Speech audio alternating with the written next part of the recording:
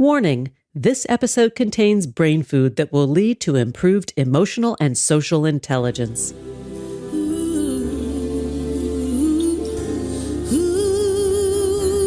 Thanks for tuning in to Harvesting Happiness today for a healthy serving of consciously prepared brain food. This is Lisa Cypers Kamen, your host. For more than 13 years, I've been handcrafting these sound ideas for better well-being. Each week, I love spotlighting diverse thinkers and doers who are contemporary trendsetters and change agents, devoting their lives to creating a better world in which to live. I invite you to listen up and change the way you think about human happiness. Our award-winning content is fresh, optimistic, and purpose-driven media that promotes well-being from the inside out. Alrighty then, let's dive in. This episode offers psychosocial education designed to inspire and motivate our listeners. The information provided does not constitute a therapeutic relationship nor a substitute for professional mental health care.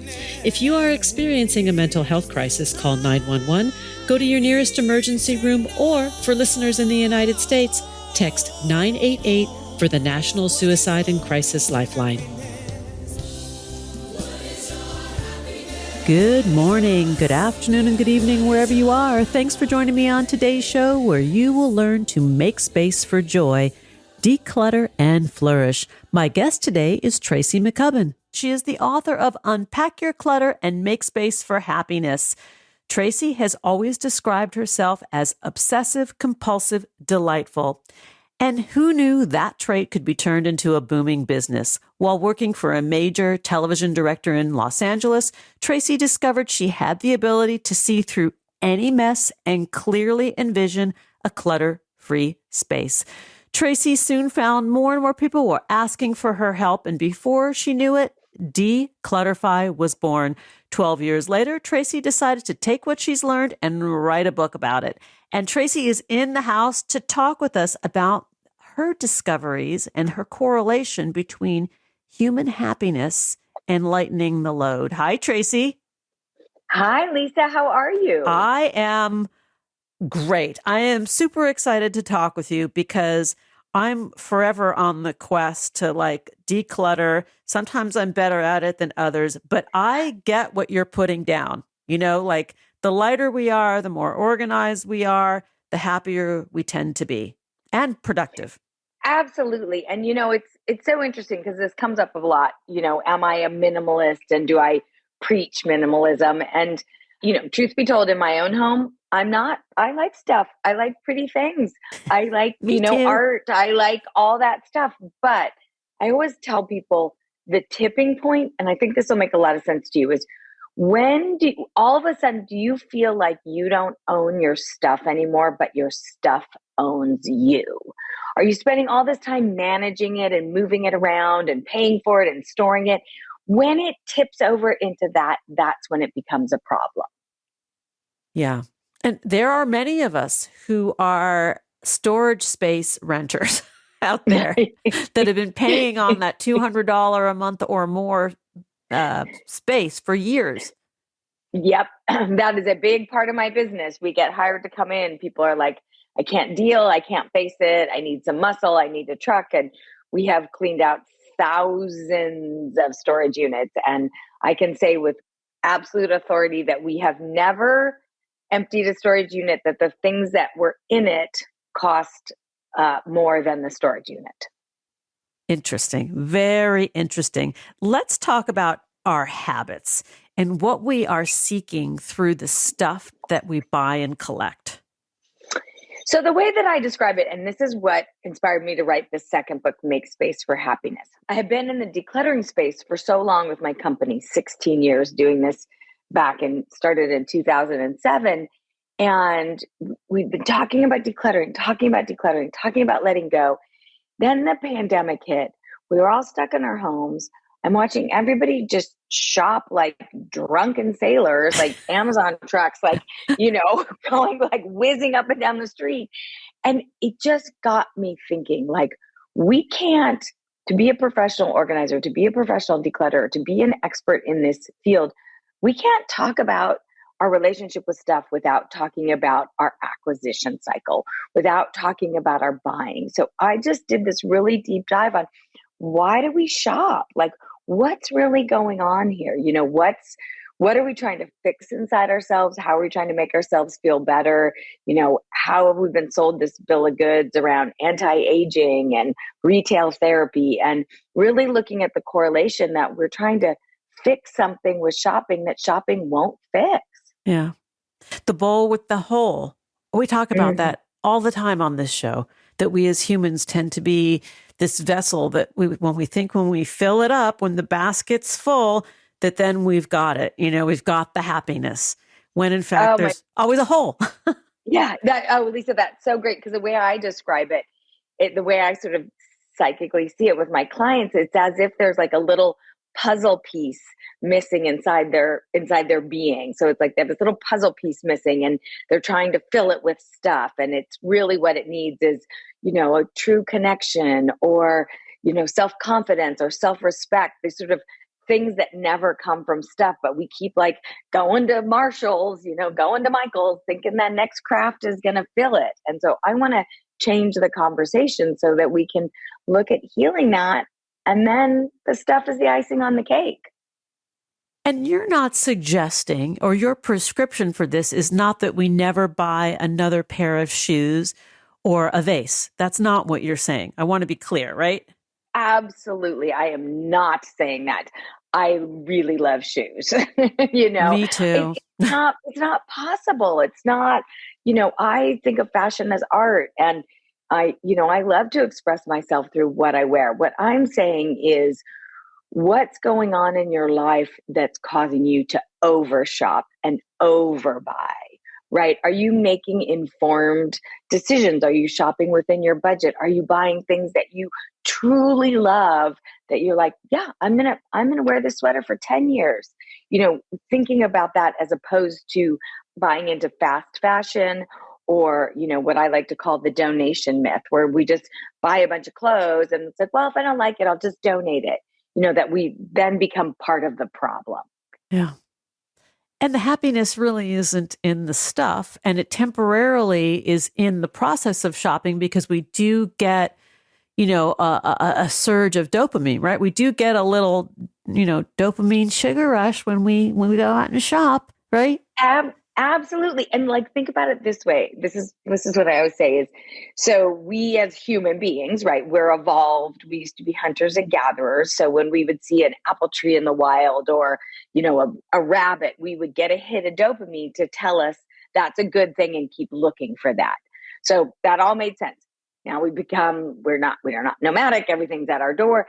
We get that same hit of dopamine. It's like our evolutionary body's telling us when we go to Target, it's the same thing as like killing a woolly mammoth, that we haven't. Well, Target is a kind of a crack hit though, right? 1000%. So understanding, that's the thing. Isn't it, Lisa, really about understanding? It's like, oh, I get it. This makes me feel good for 17 seconds, 25 seconds. Yeah. But then the good feeling wears away. So I keep shopping. Oh, how else can I get that same good feeling that's lasting? And therein lies the secret sauce in your book, Make Space for Happiness. You're suggesting that we get out of the stores and get into ourselves. Absolutely. And, it's so... I was very, very close to my grandmother. She lived to be 101. And she was this cute little Scottish woman, and she believed a cup of tea could fix everything. And, she was often right. A cuppa. A little cuppa. We just sit down and we talk. And, so many of the things, like studying the science of happiness and how you can, quote unquote, hack your happiness, it goes back to the things that our grandparents always told us, like, get outside and exercise. One of the best things you can do for your happiness, get outside and exercise. Be of service. Do something for someone else. Have either a gratitude or a prayer practice, counting your blessings, however you want to frame it. The things that really, they work because they work. And I think the connection, which is something that you do write about in the book, Make Space for Happiness, this idea of having these good, healthy connections to one another, to ourselves, to what really matters to us.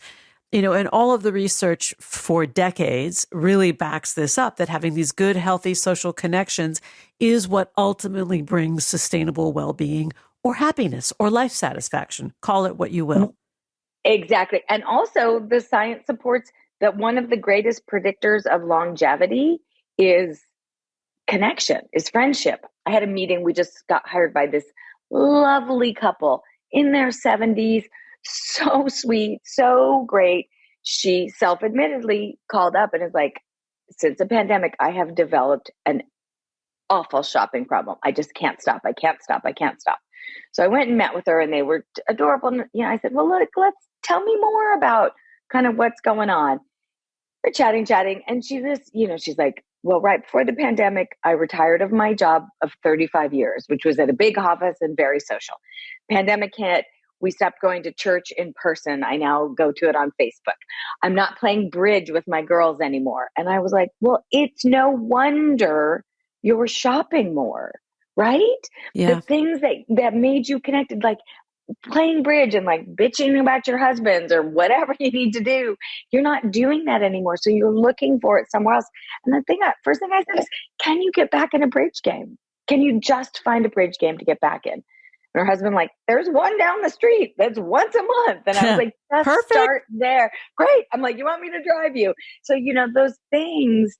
And during the pandemic, we got so much of that taken away. So it's no wonder that the shopping went out of control. And so I'm like, let's get back to that. Let's get back to being connected. Let's get back to, putting our shoes on and taking a walk in the sunshine. It's all so simple, but we as humans just like to overcomplicate it, don't we? Well, we do. We like our stuff.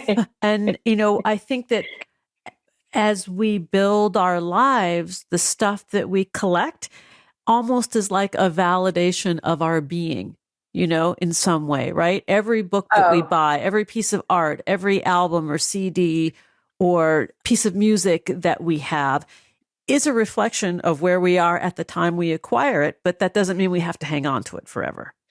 Absolutely. And, one of the things, a big part of our business is we help families after someone's passed away.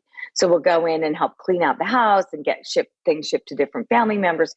It is truly one of my favorite things that we do because we really are providing help in a very difficult time. And one of the things that I've noticed after doing this for 16 years is that people hang on to a lot of stuff from someone who's transitioned. And the reason that they're hanging on is that they want to remember and they want the world to know that that person mattered, that person that they loved existed. So if I keep all this stuff and I put it in a storage unit and I pay for it, my grandma's still around. And what I want to say is that connection is always there. Actually, keeping more stuff of them becomes a burden and it dilutes your memory. Yeah. It's interesting that you mentioned this because in the past couple of years that there have been 2 losses in our family of elders, and I have been in the position in both cases of helping to go through things and settle their affairs.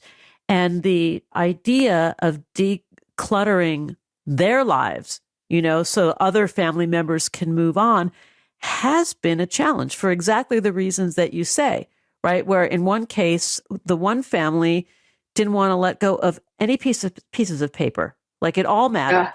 And she was 97. You can imagine how much paper she had. She was practically a hoarder. I know. I have done it. Yeah. And it's funny. People have said to me so many times on jobs, especially around paper, they have said like every time I throw away a piece of paper with their handwriting on it, it's like I'm losing them all over again. I recently found a little notebook that was, I don't even know. I don't even remember carrying it, but it was like a little teeny grocery list size notebook that had my grandmother's initials on it. And I barely remember it. I don't even know how it was like in a desk drawer, but I opened up inside and there was a grocery list written in her perfect granny handwriting. And it took me right back to, it was so sweet. And it was like Ritz crackers, eggs, half and half, the stuff that she always had in her house. The stuff grannies have. Yeah. And it made me so happy to see it. And I think about, yes, that there are those touchstones and those cards. But what I see happening is that, especially if the loss is a big blow, that people keep, like you said, housefuls of it and boxes and boxes and boxes and boxes. And, we don't need taxes from 1972. They're useless.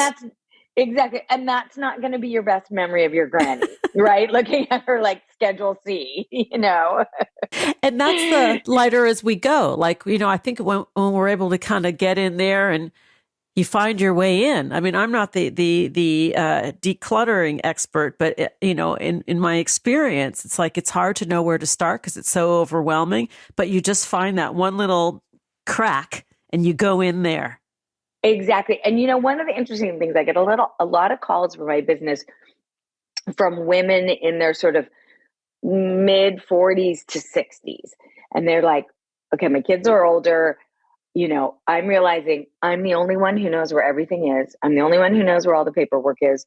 I, usually like sometimes their parent has died or something. They're like, I don't want to leave a mess behind. I don't want that to be my legacy. So I see people start, who have done what you did, had to clean up houses after somebody's passed away. And they're like, why did they leave this mess? And so I'm seeing this real trend into people like, I want to clean up my stuff before I go. I don't want to leave a mess for anybody. And I think that, Lisa, is true kindness. It's true kindness. I agree. It's kindness. It's happiness. It's empathy. It's consideration. It's, allowing ourselves to be seen, like to do that. Like we clean it up for ourselves and then leave that as a nicely packaged legacy for our loved ones. That's in a perfect world. In a perfect world. Of course. And by the way, there may be some things in your life that you don't want people to find after you die. Oh, yeah. That's true. May I suggest? So true. That special box. Let's take a break. Take a break. We'll be right back. To learn more about my guest, Tracy McCubbin, and her work, please go to www.d, and it's the letter D, clutterfly.com. You can find Tracy on Twitter at Tracy_McCubbin, on Facebook. This is Tracy McCubbin, and on Instagram, Tracy McCubbin. We'll be right back. Research tells us that happiness is good for our health. Happy people live longer, are more productive, and make better partners, parents, and professionals. Want more sound ideas for better well-being? Check out our new bonus edition content, More Mental Fitness by Harvesting Happiness, available exclusively on Medium and Substack. One thing I know for certain, happiness waits for no one, and at times we all need a little support. To learn more about lifestyle management and mental fitness consulting services, please visit harvestinghappiness.com. And we're back, continuing the conversation with my guest today, Tracy McCubbin. We're talking about making space for joy, declutter and flourish. Let's get back to it. All right, let's get down to the nitty gritty, Tracy. How do we go into the forest here? Here's the thing. So I've been doing this for a very, very long time. And one of the joys that I have discovered of social media, I didn't know this would be a positive outcome, is that I started posting these 5-minute decluttering challenges, basically things you can declutter in 5 minutes. Coffee mugs, the pen cup on your desk. Pens. The pens, like these simple little things that I just started rattling, because I'm very used to when I work with clients, we work on a large scale, a whole room, a whole house. And I just started like doing these. When I tell you, Lisa, like 1 million views, like all of them blown. We have, I think there's 30 of them or 40 of them up now. And the thing that's amazing is I keep getting these DMs from people that say, I started doing these 5-minute decluttering challenges. And I looked around and all of a sudden I'd done my whole house. Took a couple weeks. Snap. But it wasn't painful. I wasn't like birthing a baby. I just like, oh, let me do my pen cup. Oh, let me do my mugs. So there are, like small, what do they say? How do you eat an elephant? One bite at a time. Like you can take these little bites out of these categories and make a difference. And then you start to pick up momentum. Then you start to go like, oh, this actually feels really good. Oh, I didn't miss any of that stuff I got rid of. Let me tackle a little bit bigger. So it's really about building on our success. Sometimes I think when people go into decluttering, they go into it from a point of view of beating themselves up. I'm lazy. I'm a bad housekeeper, blah, blah, blah, blah. I'm not interested in any of that. I really am. I'm not. What I want people to do is look at what are they going to gain in a positive sense by decluttering and getting organized. Oh, well, I'm going to stop paying $200 a month for a storage unit. Oh, I'm going to be able to park my car in my garage. Oh, I'm going to be able to have a friend come visit because my extra room isn't a dumping ground. If you focus on the positive of what you'll get, it makes it so much easier to change the behavior. Now I remember where I was going with that. I was going to the sock, panty, and bra drawers. Because those are satisfying to actually take care of, right? Absolutely. You get rid of the holy socks, the droopy socks, the knickers that have holes and the ones. And also, yeah, totally. And also, how good does it feel? Like, think about this too. How good does it feel to put on, oversharing for the audience? I just put on a new pair of panties this morning. They're cute. They're leopard print. I got a little kick in my step, instead of those old, stretched out ones that granny fall panties. down. No granny panties. You want happiness? Get rid of the granny panties. Yeah. You want joy in your pants? Get good elastic. Right? Yes. But these are the small little things that you're talking about that actually we're kidding together about this, but there's some truth in it. Yeah, there is some truth. And, I am a big shout it from the rooftops. I say it all the time. Use your nice stuff. Do not save it for some special day that maybe or maybe not going to come. Burn the nice candles, eat off the china, wear your nice underwear. Use your nice stuff because you are worth it. Today is special. And I have cleaned out so many houses after someone has passed away, and there will be closets or cupboards full of things that have never been touched. Yes. Because they're waiting for a special day. You know what's special? Today. Today's day. Yes, today is the day. Today is the day. You got up this morning and you took a breath and you filled your lungs with air. That makes it special. I had 2 girlfriends over for dinner on Saturday night, and one lives in London, and we hadn't seen her 7 years, pandemic, all sorts of things. I was like, I just roasted a chicken, nothing fancy. I was like, I'm setting the table with china. I got beautiful china that I love. We're eating off of china. And it was great. Would the dinner have been just as good on paper plates? Of course. But for me to feel like these people who are dear to me are coming into my home, this is a special moment. We have been friends for 30 years. I want to celebrate it. It was the greatest feeling. Yeah, I really do get where you're coming from, that, making today the celebration. It's the only guarantee we have is today. So why not celebrate it with joy and with the things that we hold dear? And if we are saddled with a bunch of stuff that's weighing us down, then letting go of it might make you really happy.